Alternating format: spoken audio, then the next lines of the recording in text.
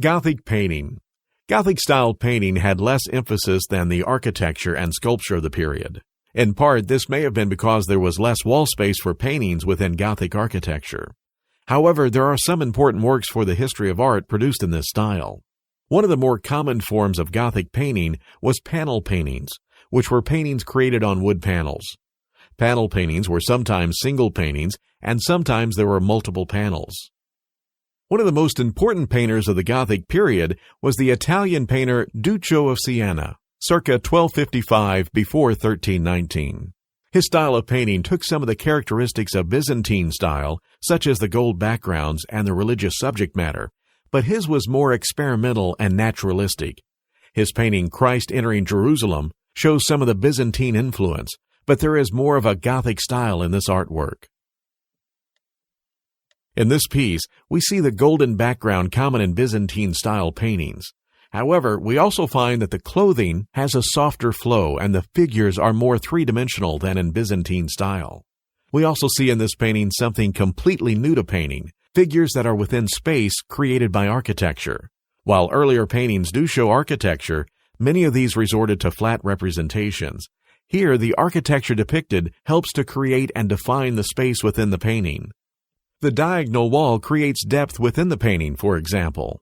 We have a sense of foreground, middle ground, and background, all done through the inclusion of architecture in the painting.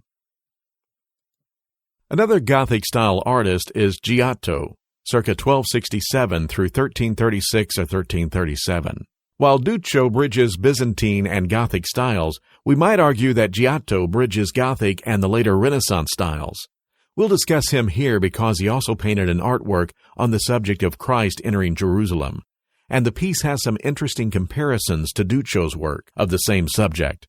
Giotto's paintings is one of a series of paintings which depict the life of the Virgin Mary and Christ at the Scrovegni Chapel in Padua, Italy.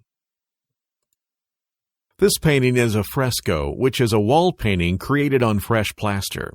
As the painting is done before the plaster is set, the painting becomes a piece of the wall, rather than being painted over the wall.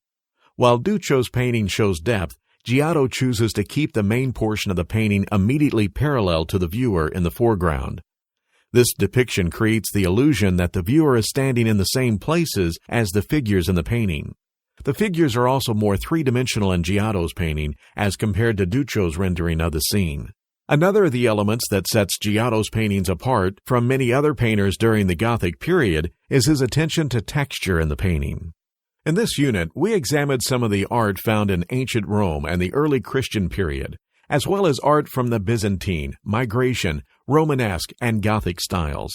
These styles and periods provide the foundations for the art styles to come in the Western world. As we continue to explore Western art, keep an eye out for the influences of these early styles.